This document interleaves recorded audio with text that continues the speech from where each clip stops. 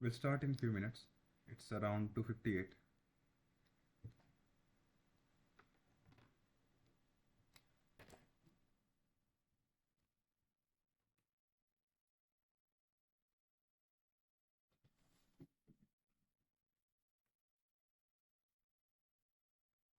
Do you have any more?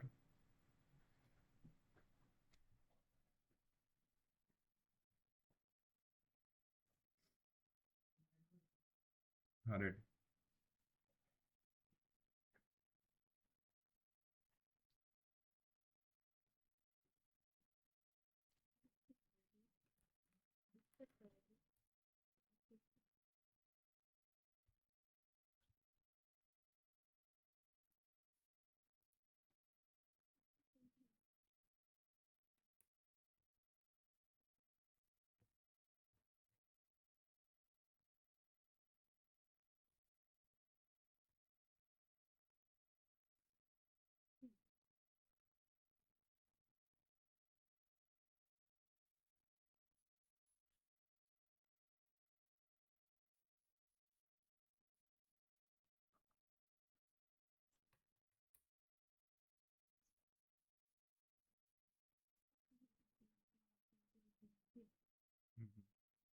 Mhm. It's like not show 1.0 per ampere, no? Yeah, little bit less. Maybe 0.95, something like that. Once it reaches that, 0.0. Huh. May keep take help of condenser also, because in ampere that fourth decimal, like if it is in ampere, now that after zero, Once it that reaches ampere, I'll not 0.0. okay, fine. But this much current is too much. I feel his sample will melt by that. Yeah, yeah, yeah. 1.5 max. Right now we'll see that at what current it is melting. Okay, I think we can start now. It's around 3. So, Rami Reddy, I think I am audible to you. And with that, let's start our today discussion, week 5 content. So, the list of the content that has been covered in this particular week are as follows. We studied about the defect in the crystals. Majorly, we discussed about the vacancies. We discussed that what concentration of the vacancies will be there, and mostly like even at the equilibrium, like all the material will have some type of defect in them. Majorly that if we add some vacancy in the material, it's not like we are adding, like the material consists of some vacancies, and that is what something which is making it to be the more stable compared to the ideal crystal, the crystal having the no vacancy at all. So it is decreasing the delta G value. Then we talk about, we move from zero dimension defect to the one dimension defect, where we talk about the dislocations, edge dislocations, screw dislocation, miss dislocation. To characterize this particular dislocation, we studied few things. One is known as the Burgess vector and Burgess circuit. We also learned that what are the energy a particular dislocation line is containing with them. For example, like if I have a dislocation of a unit length, I can know that half GB square will be the energy stored within them, where B is a wedge vector and G is a modulus, shear modulus. So before we move ahead, please let me know if there is any doubt in this particular content that has been covered in the week 5.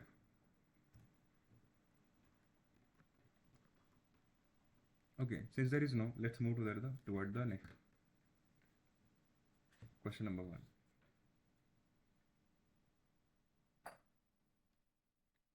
Okay, that's great.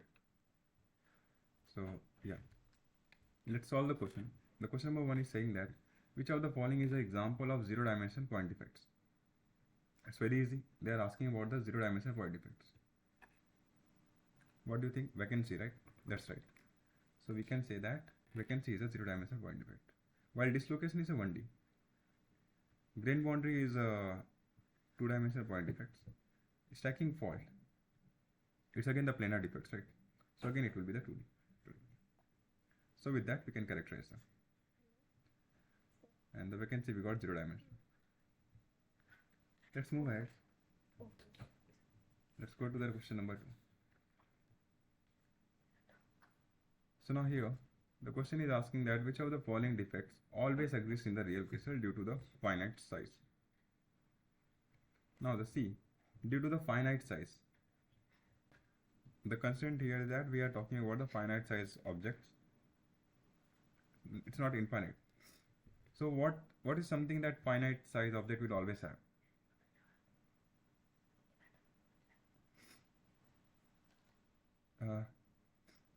Since we are talking about the finite size, we have to think from this perspective. It's always that vacancy will always be there. Can something else will be there along with the vacancy? It's a MSQ type question, not MCQ. You are perfectly right that vacancy will be there. But along with that, due to the size strain, there should be something else. One more defect.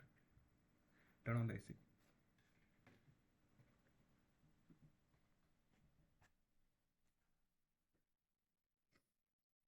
Grain boundary. Not grain boundary. Grain boundary, see, we also have the single crystal, something known as.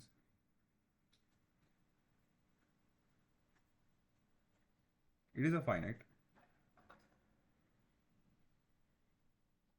But it doesn't have any grain boundary. So grain boundary is absent in this particular thing. It's a single crystal. So what a finite object will always have is a surface. And surface itself is a defect, right? So we can talk about this surface. So what is happening that I have some order within the crystal, but they are breaking at the surface. So inside the material, inside the crystal, we can say that they are having the total of the four bondings. But at the surface, this bonding is breaking, so only one is attached, remaining all of the broken. So this surface is the one which is a defect itself. So we can say that the free surface, a defect will always be associated with the finite size object, right? So with that, we can say that the right answer is A and C. Let me know if it's clear. If there is any doubt, let me know, or else we'll move ahead. Clear? That's great. Okay, let's move to the next question. Question number 2. Sorry, question number 3.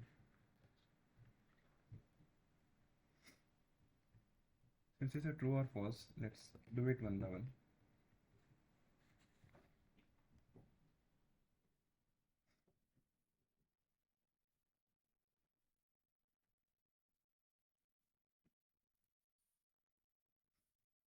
A perfect crystal exists in the reality without any defect. You are right, perfect. It's a false.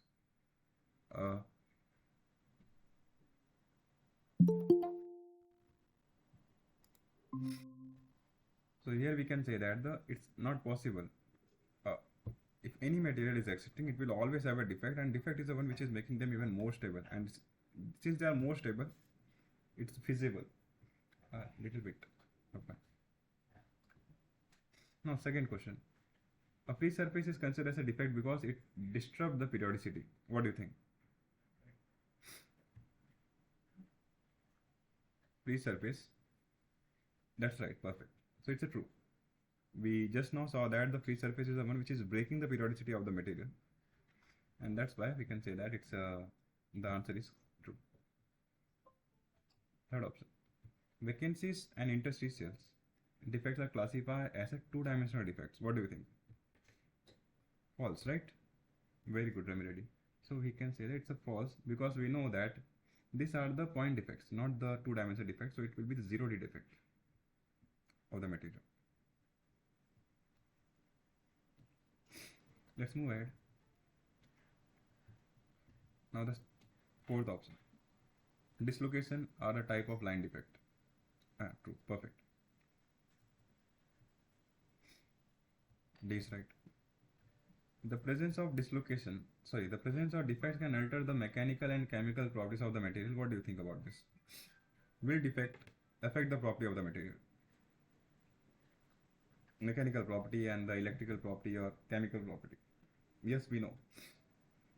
See, the presence of defects can easily affect all this. For example, let us say the chemical properties. If our material is consisting of some defects, what they will lead to? They will lead to the change of the band gap of the material. It will affect certain extent to that property. It's very well possible that its interaction with the light will change. Its reactivity towards certain material will change. And this defect, since having the higher energy, it can act as a nucleating site for some reaction to occur. So we'll say that it's again a true. And so that's how we solve the question number 3. If there is any doubt, let me know. Okay, since there is no, let's move ahead to the question number 4. Why must there be a certain fraction of the vacancy in the crystal at the equilibrium? So now they are asking that, okay, why the vacancies are existing? A, B, C or D?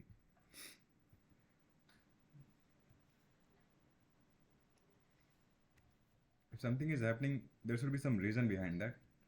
And among this, what do you think? Which one is the reason? Because the crystal are always imperfect? Is that is the reason? Because it minimizes the Gibbs energy? B is right? Perfect. So we can say that the presence of vacancy, which is going to lead to the decrease of the Gibbs free energy, this minimization is the one which is causing this particular thing to occur. Because vacancy increase the enthalpy? No. Our entire main theme will be based on this. We have studied that the delta G is delta H minus of T delta S. So this is not the only one of the factor, okay? This is not only the one factor. This is another factor is the entropy is also there. So that combination is the one which will lead to the formation of the vacancies, whether it will occur or not, or by what fraction they will occur. And so we cannot say like that, because vacancies are always present at the absolute zero. If we talk about the pure materials, nickel, let us say, or iron, we are not adding anything else. At absolute zero, there will be zero vacancies. And that's how we can say that. That's all how we have solved the question number 4. Let's move to the next question. Question number 5. Which of the following is true about the Frankel defect? So now we want to discuss about the Frankel defect. So what is Frankel defect is that one atom which was sitting at the initial site, now it's let's say we are having the atom A.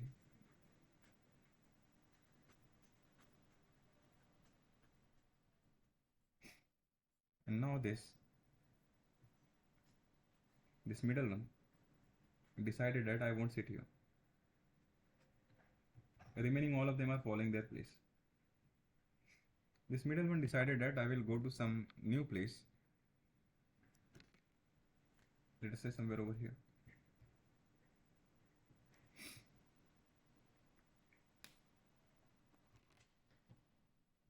This is what we can say that the Frankel defects lead to the formation of the interstitial and this vacancy.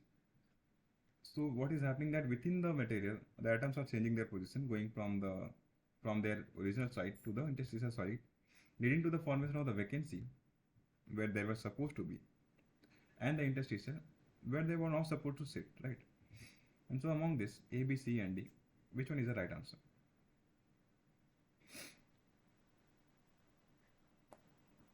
Option A, they involve a pair of cation and anion vacancy. See, cation and anion vacancy, we can see that they will occur when Schottky will form. Like the pair of the cation and anion both are missing from their position. Let's say I'm having the A and B. For example, NaCl. Now in NaCl, what is happening that, let's say we are forming the Schottky defect. So one Na and one Cl will leave their site, and it's possible that they will leave the material itself. So now what is happening there is a vacancy at the Na site, there is a vacancy at the chlorine site, and this is the pair. This pair is a Schottky pair. So the first one involving the pair of the cation and anion vacancy, this is the Schottky defect, not the Frankel defect. Second one, they involve the cation moving to the interstitial site. We can see that one of the atom, it can be cation or it can be anion. Yeah, B. So that's site terminal B. So from this, it will move to the interstitial site. So it can be cation also, it can be anion also. I just wrote cation, so don't get confused that anion will not move. So with that, we can see that option B is the right answer. They are only found in the metals? No. It can be found in the metals.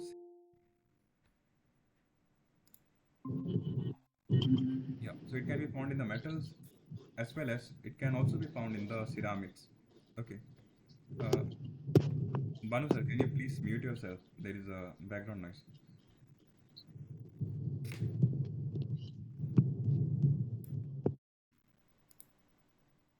Yeah, great.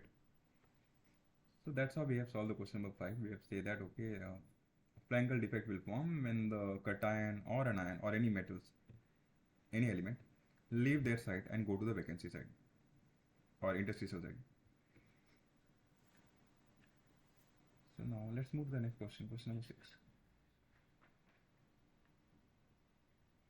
Now, what is the primary contribution of the vacancy to the thermal expansion? So, what's going to happen? Like, we are introducing the vacancy into the material. So, how will they contribute toward the thermal expansion? They increase the lattice parameter, or they add the volume equal to the volume of an atom. They decrease the entropy of the crystal. They reduce the Gibbs free energy. What is the primary contribution of the vacancy to the thermal expansion we are talking about? They reduce the Gibbs free energy. Ramiredi, what is happening that if we introduce the vacancy now, like the vacancy will lead to the reduction of the Gibbs free energy, that is okay. But the question is not asking that. Question is asking that what is the primary contribution of the vacancy to the thermal expansion? Let us say delta L over L, sorry, delta V over V. This is a change in the vacancy. Okay.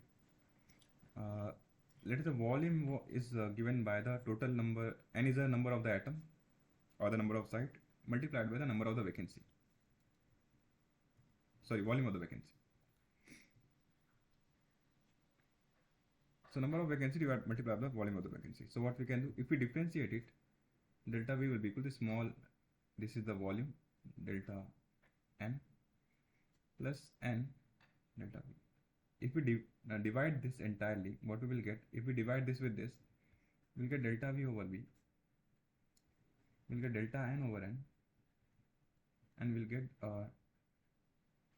delta V is the volume of the volume occupied by one of the vacancy, delta V over V.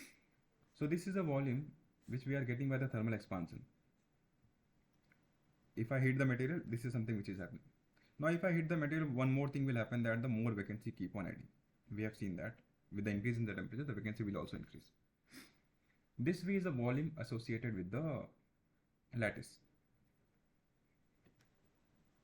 So now what is the primary contribution of vacancy to the thermal expansion? So we can say it will lead to the lattice parameter. They increase the lattice parameter, or they add volume equal to the volume of the atoms. So if I keep on increasing these things, what we can say that if I keep on increasing the number of vacancy, they are going to affect the number of vacancy will be affected, right? So let us say initially we were having this particular sites which was occupied by A.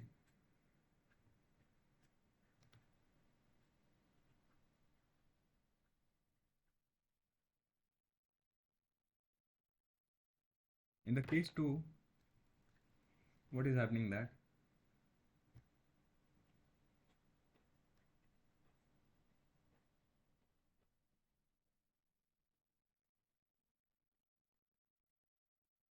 this is A,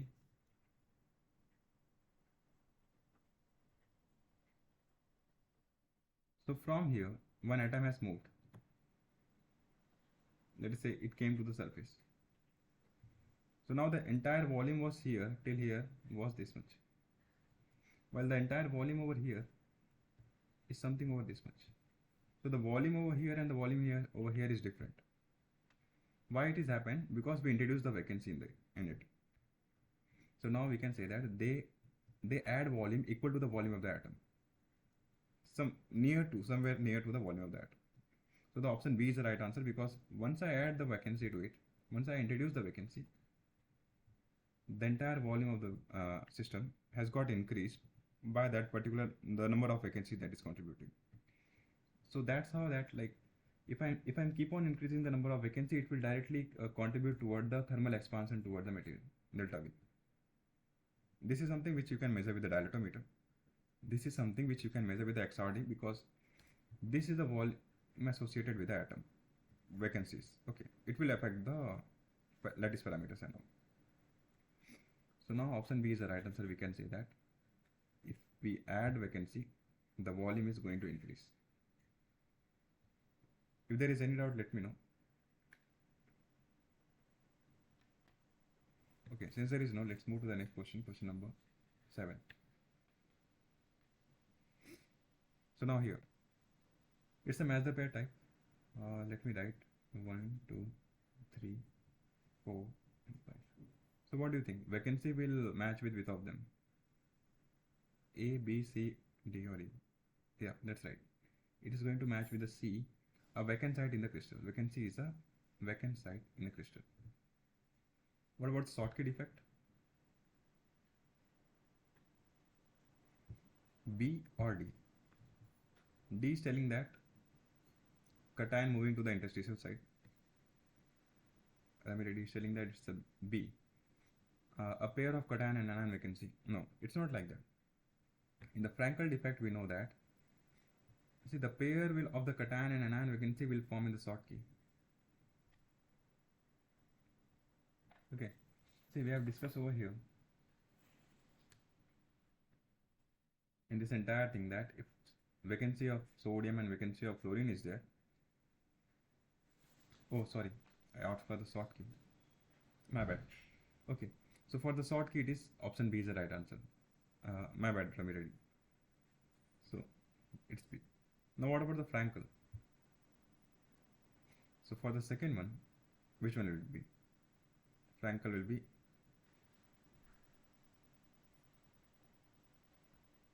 So for the Frankel defect, we know that the option D is the right answer. That's right. Like it's going to create like a cation will move to the interstitial side and this thing will happen. Now the Gibbs-free energy, what do you think? Fourth one.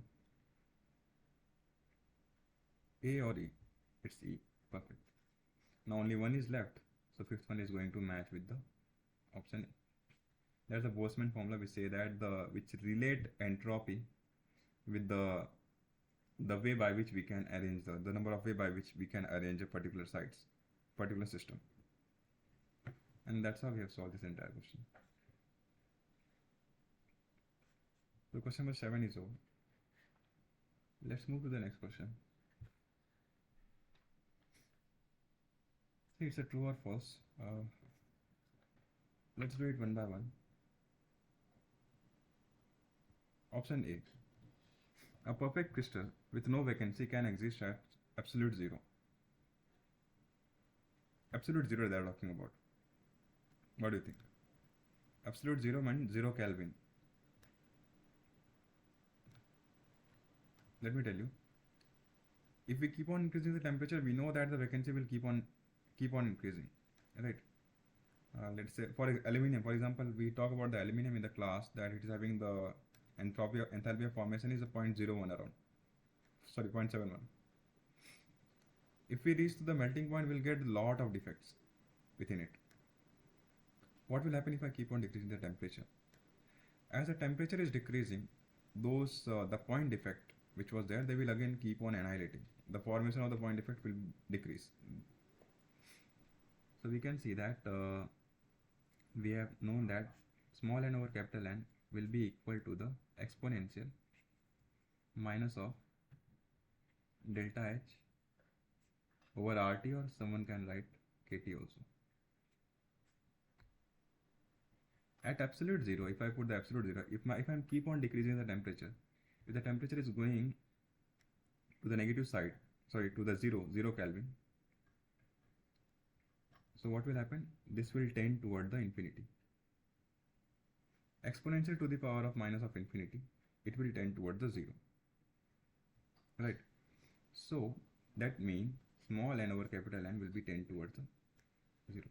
So we can say the vacancy will tend towards the 0. So at absolute zero, a perfect crystal with no vacancy can exist. Yeah, it is possible for it to. So here we can say that Okay. Now let's move ahead. If there is any doubt, let me know. Okay, we'll clear it. Now, second one. The equilibrium concentration of the vacancy decrease with increasing the temperature. What is your opinion on this? They are telling that if I increase the temperature, the concentration of vacancy will decrease. Is it true or false?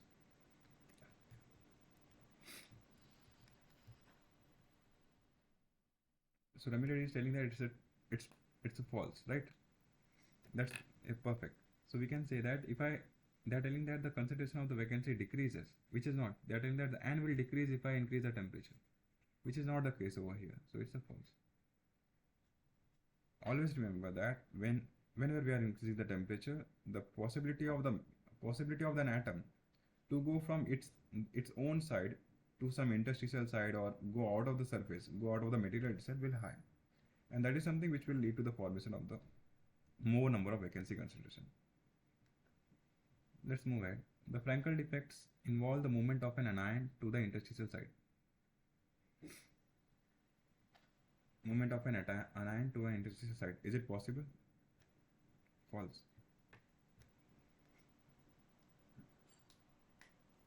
See, whether it's a cation or it's an anion, both are possible here. I told you, whether it's a plus or minus, it doesn't matter. In the Frankel, even the cation can also shift from its side to the interstitial side, and even an anion can shift from its side to the interstitial side. NaCl, Na can shift from its side to the anion.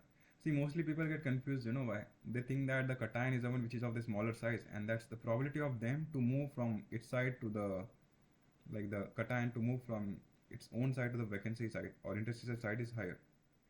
The probability is higher. But always remember that in the sum of the crystal, it is possible that the anion is of the lower size and it will have the more mobility. Again, it will depend upon the material to material. If we are talking some general concept for the Frankel defect, we'll say that okay, whether it's a cation or it's an anion, both are feasible, and we can say that it will be the true. So any of the charge, whether it's a cation or an anion, both of them can move. Now let's move to the next question, question number D. The Gibbs free energy of the crystal with vacancy is lower than that of the perfect crystal. That's true, right? Perfect, let me read it.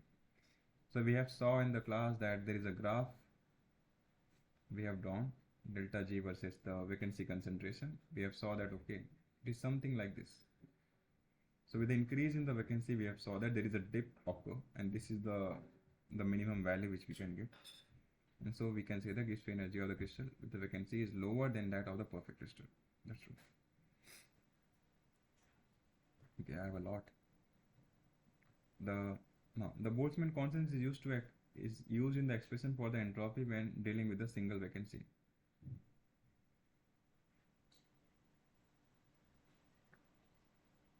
The Boltzmann constant. It's a true only. I just wrote this question. See, we use R when we are talking about the mole of vacancy, right? We use K when we talk about the one atom specifically. Now, the second question. Sorry, the F. The Schottky defect involves the creation of the single cation vacancy. What do you think about that? Will Schottky only lead to the formation of the single cation vacancy, or they will form the pair? Yeah, that's right, Rami Reddy. They will form the pair. So we can say that it's a false. Now the last one. Vacancy contribution to the thermal expansion of a crystal by increase its volume. We discussed it in the last question itself that how the vacancy is going to contribute toward the thermal expansion of the crystal. It's true. Yes, Rami Reddy, it's a true. So among this we can say that only 2 of them are false, remaining all of them are mostly true.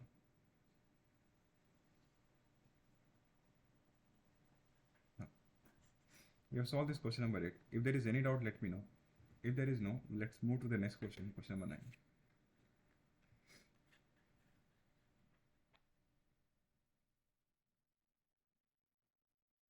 So now what is the primary characteristic of the dislocation line? It's a planar defects, it's a point defects, it's a line defect with a small diameter and the long length, or it's a surface defect. What do you think? What's your opinion on this?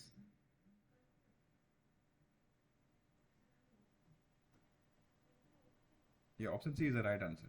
It's a line defect. We can say it's a. Some people say that it's an array of point defect. It's a line defect, which is formed by the array of point defect. Now they will have some little bit of dimension about them, right? And we can say that it's form a line. It will go something like this. This is a dislocation line. We can say this is another dislocation line. They can interact with each other and all, what and all they want to do. Their stress, they will have some stress field around with them, and that's how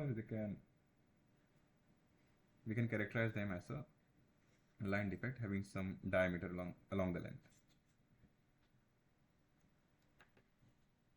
It was very easy. Let's move to the next question. What is a slip plane in the context of the dislocation? What is a slip plane in the context of the dislocation? We know.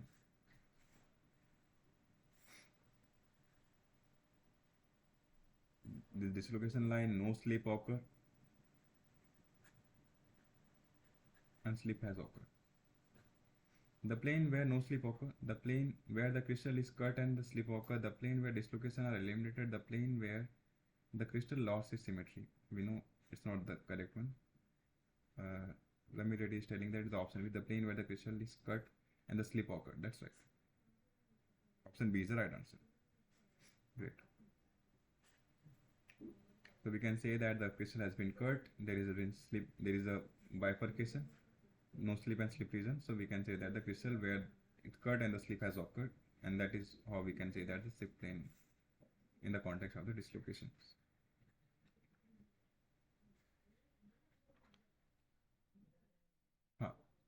A good question. What is the significance of the tangent vector? We have talked about the tangent vector. It describes the magnitude of the slip. Sorry, I wrote it in wrong way. It describes the magnitude of the slip. Again, it cannot be correct because we know the magnitude of the tangent vector is always 1. It's a unit vector. It describes the orientation of the dislocation line. Yes. It stores the information. The tangent vector stores the information of the direction of dislocation line.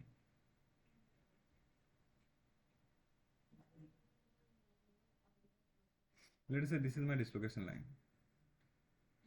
So over here, my tangent will be along this. This is my tangent vector. It will go along the dislocation line. It will give me the information about the orientation of the dislocation line. The option B is the right answer. Still, let's go to the next options. It describes the energy of the dislocation. No. It describes the plane of the dislocation. No. Again, it doesn't describe the plane. So that's how we can say that a tangent vector is the one which will decide that whether what is the orientation of the dislocations line. So with that we have solved the question number 11. Let's move to the next question, question number 12.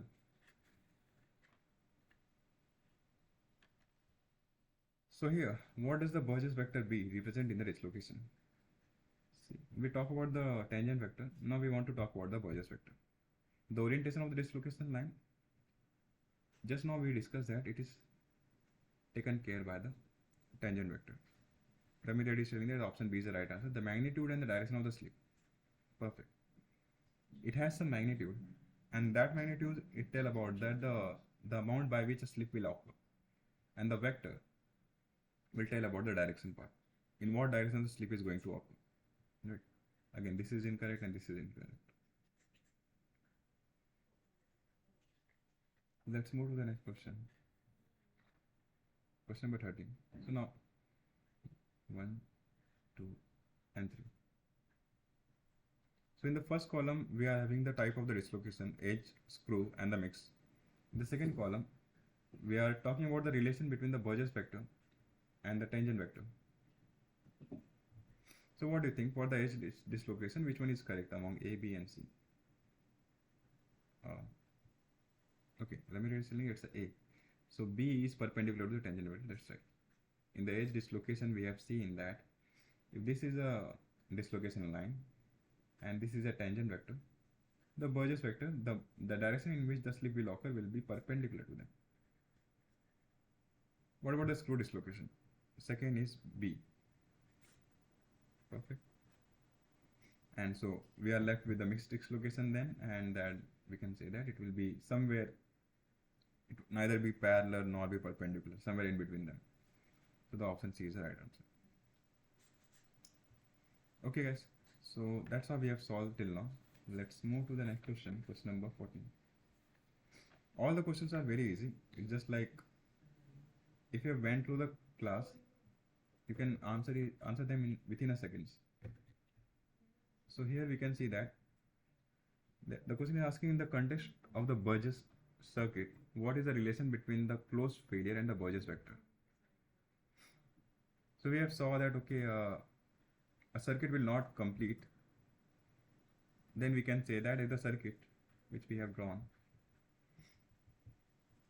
if it is not complete, then we know that some dislocation is there in the material in that particular loop. So now they are talking about, okay, you found some closure failure. Now that failure is what does it representing with respect to the Burgess vector? The closed failure is perpendicular to the Burgess vector. This is the first one. The closed failure is equal to the Burgess vector. The closed failure is unrelated with the Burgess vector. It has nothing to do with the Burgess vector they are saying. And then the closed failure is a tangent vector. Like it's a T. Here it's telling that it's a B. Burgess vector. It's telling that it's a perpendicular to the Burgess vector. What do you guys think? What's your opinion?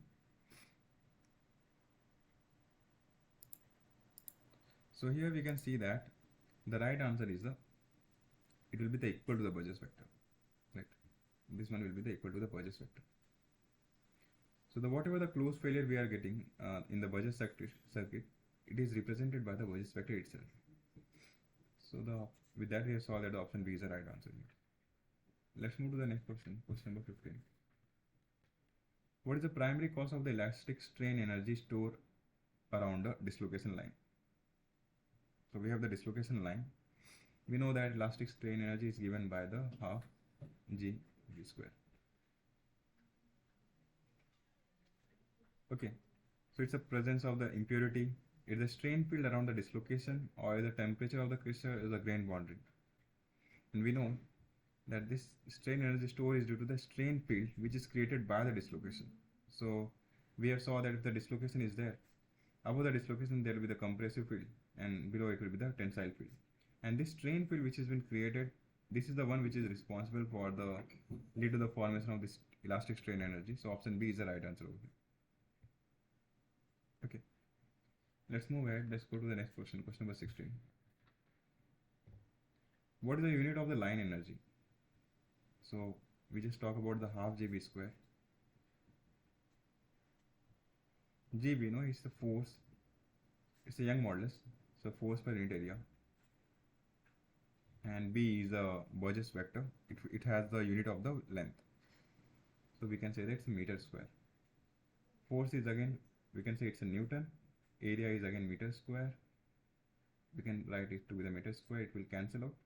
Here is the force, which we can write as a Newton times, we will multiply meter and meter over here. This will give me the energy of this will give me the unit of the energy joule per meter. So we can say the unit of the line energy will be represented by the energy per unit length. Energy per unit length. So option C is the right answer over here. Okay, since there is no doubt, let's move to the next question, question number 17. So what happens if the Burgess vector is not the lattice translation? We know that if I am having particular lattice with me,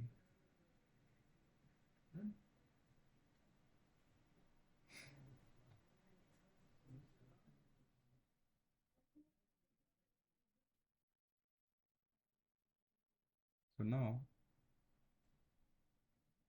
so this is a dislocation. It can move, this dislocation can move from here to here.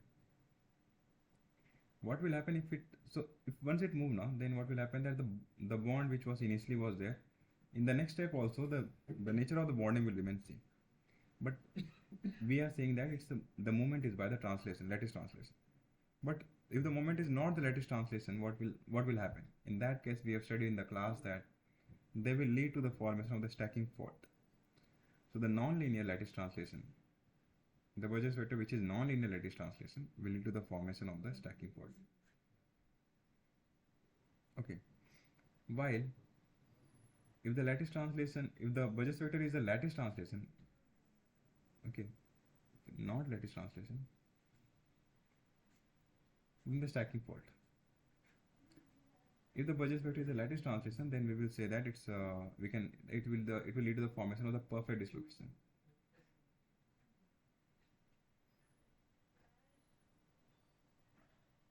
So the option B here is the right answer. Let's move ahead. We'll solve the question number 18 now.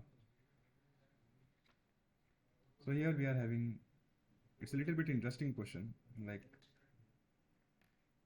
the crystal system is given, the crystal structure is given to us, and correspondingly the Burgess vector is given to us. Now we need to match them. 1, 2, 3, and 4. So what do you think? For the simple cubic, among A, B, and C, which one is the right answer? That's right, Ramir. It's the option C is the right one. The Burgess vector will be 1, 0, 0. So we can say option C here we can write. For the two BCC, whether it's A or B, option B is the right answer. Yeah, that's right. So we are moving in the body diagonal by the amount of 1 by 2. So we can say option B is the right answer. In C, face-centered cubic, only one is remaining, or we can say that among this also is it possible. Which one will be the right answer for the C? For the 3, face-centered cubic. So in the face-centered cubic, we know that we are moving in the face. Half 1 by 2. Yeah, that's right. So the C will match with the A. What about the NaCl? Will NaCl is also in, right? Because NaCl is having the FCC lattice, so we'll say that it will also be A. So with that, question number 18 is over. Now again the true and false type. Okay. Where is my? The Burgess vector B is always the shortest lattice translation. What do you think? It's a true, right? Because if the distance is smaller, it's easy to move. And Burgess vector is the one which is like the shortest one. Second one, a perfect dislocation is associated with the stacking fault. Is it? The perfect dislocation. We just saw that if we are moving if we are not moving by if we are moving like, let's say, non-lattice translation, then it will lead to the formation of the stacking fault. If we move by, like, let's say by the lattice translation, the Burgess vector is the lattice translation, then it will lead to the formation of the perfect effect. So they are not associated with it. Stacking fault will form when Burgess vector is done by the non-linear translation, so non-lattice translation, while dislocation will form when the Burgess vector is leading to the lattice translation. So we'll say that it's a false.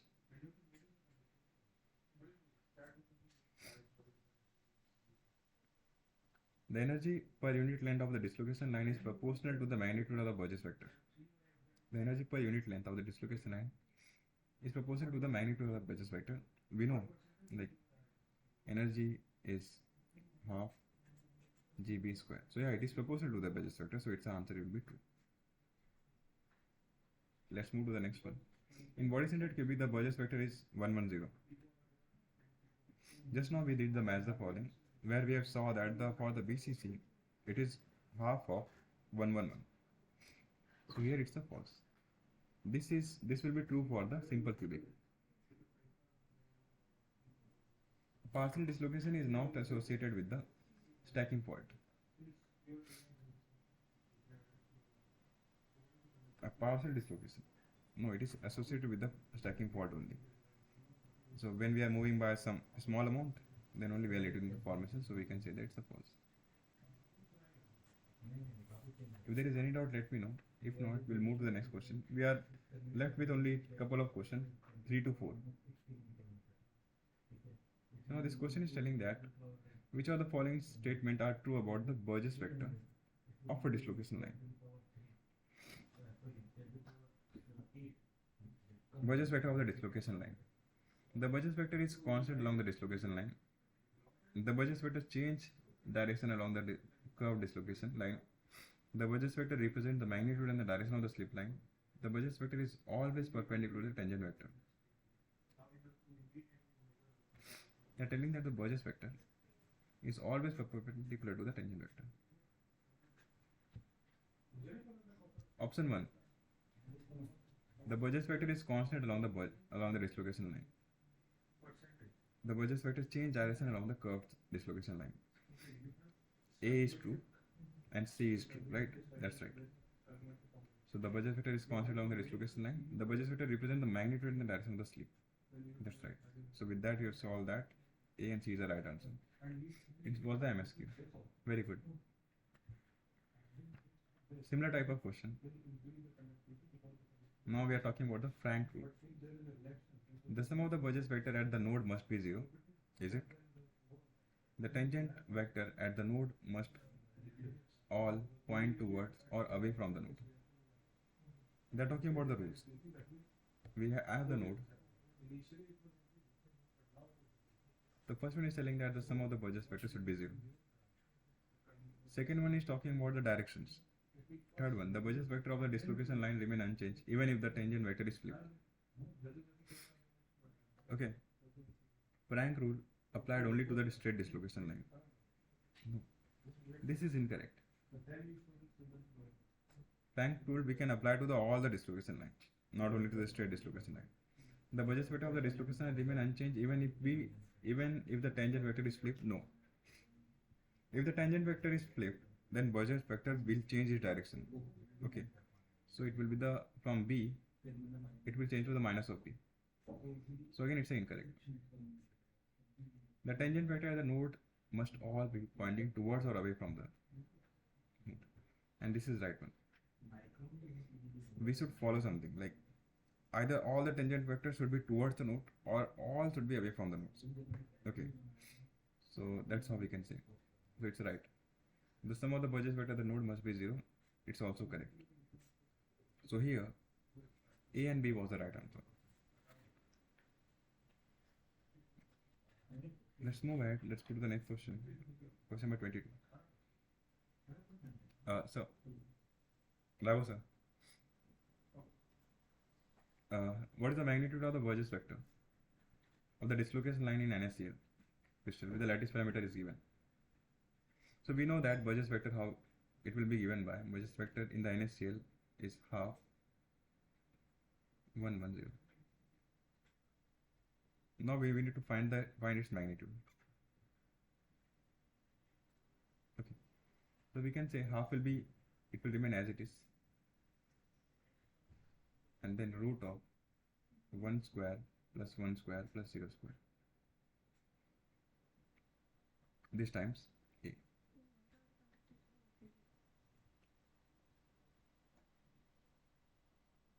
Lattice parameter is also given to us. It is nothing but 5.61. So what we can write it as, in the numerator part we will get 2 root 2 divided by small 2 multiplied by 5.64. So we can write 5.64 divided by root 2. Let's see what answer we will get.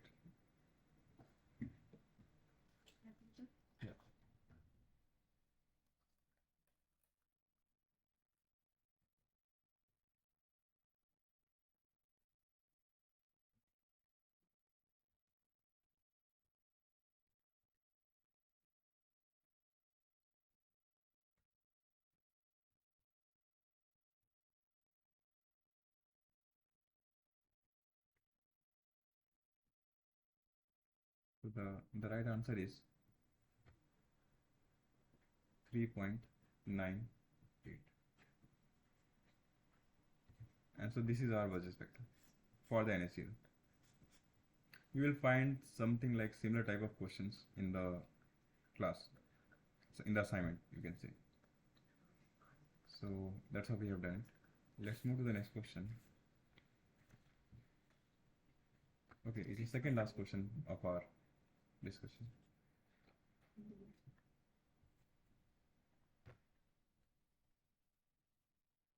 So, what is the magnitude of the budget vector in this? Okay, we have solved this question. I repeated it just. So we are left with only one question. It's little lengthy, but you will find similar type of question, exactly like somewhat similar type of question in the assignment. Here it's telling that what the enthalpy of the formation of the vacancy in the nickel is given to us. That is delta HF is given. Delta HF is 75 kilojoule per mole. At what temperature would the vacancy concentration become half that it at the 100? Okay. So at 100 there is some vacancy concentration will be there. So let's talk about the vacancy concentration at the 100 and the vacancy concentration which we don't know. So it should be 2:1. Here it's becoming the half, right? So we can write it as at unknown temperature, it's a vacancy concentration at 100 degrees Celsius divided by this relation we got to know. And one more thing we know, that small n, that the number of vacancy divided by the number of site is given by the exp minus of delta h over RT or KT, you can write. Since this is a kilojoule mole, I will use the RT. So now all we need to do, we need to take the ratio at two different temperature. One is at the 100 degrees Celsius, another is at the temperature which is unknown to us. If I take the ratio, this small n will cancel out. What I will be left with, n at the 100 divided by n which is at the some unknown temperature will be given by the exponential of minus of delta h over RT. Here again temperature we can write for the 100, and then we can again divide this entire thing divided by for the unknown temperature. So here it will be the 101. So let's write the final equation what we will get.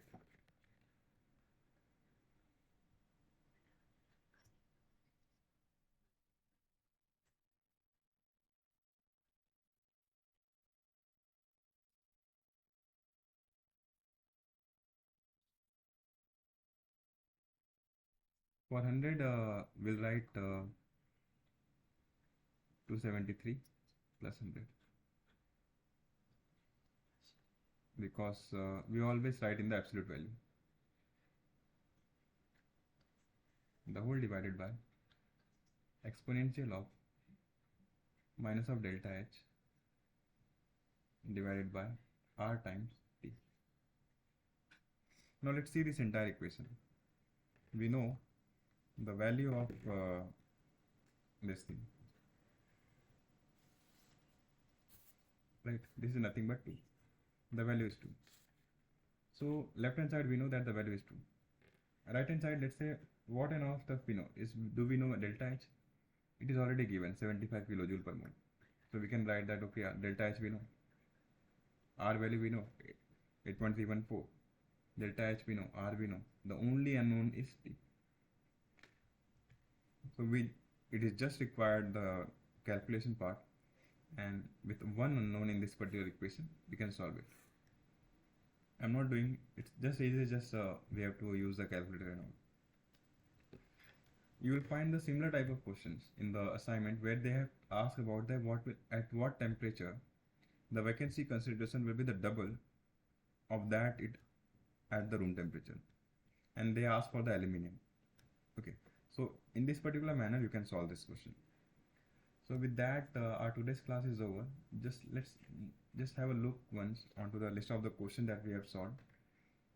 Here we talk about that the energy of formation, the number consideration of the vacancies. Then we talk about the length of the Burgess vector, how we can calculate them. We talk about the Frank rule, how the Burgess circuit will, sorry, the node at the dislocation will lead to the what kind of rule we should follow and those things. Then we talk about the Burgess vector and the dislocation line relation between them. Here also same thing. Here we have saw the list of the Burgess vector corresponding to the each lattice, each crystal structure, and few fact about the lattice translation vector. The energy part we have talked about how much energy a particular dislocation line will contain, which is due to the strain field present in the material. Again, the elastic strain energy around the dislocation line. Then how the Burgess circuit and the Burgess vector are related with each other. We know that both are exactly the same thing, and that thing has been discussed. And for the different type of dislocation, edge screw and the misdislocation, we studied about that how the Burgess vector and the tangent vector are related with each other. Here we talk about again the same thing, like the Burgess vector will what and all the information Burgess vector will contain. Mostly it's contained about the magnitude and the direction of the dislocation. Sorry, magnitude and direction in which the slip will occur. What is the significance of the tangent vector? We have saw that it is always along the dislocation line, whether it's a screw or the edge or mix. Slip plane we talk about. What is the primary characteristic of the dislocation we talk? That is a one-dimensional defects. Couple of facts about the point defects and the Boltzmann constant. Those things we talk about. Then here we talk about the list of the defects, and we talk how the Frankel and the Schottky defects are different from each other. Again the same thing more or less, like how the vacancies are leading to will affect the dimension of the sample, in what way they will contribute toward the thermal expansion, that we have discussed. Again some fact about the Frankel. This thing is again the same. Yeah, few things about the vacancy point defects, and again the point defects and the dimensionality of the defects we talk about. And these are the list of the content that was covered in our class for this particular week. With that, we are done with our class. If you have any doubt, let me know.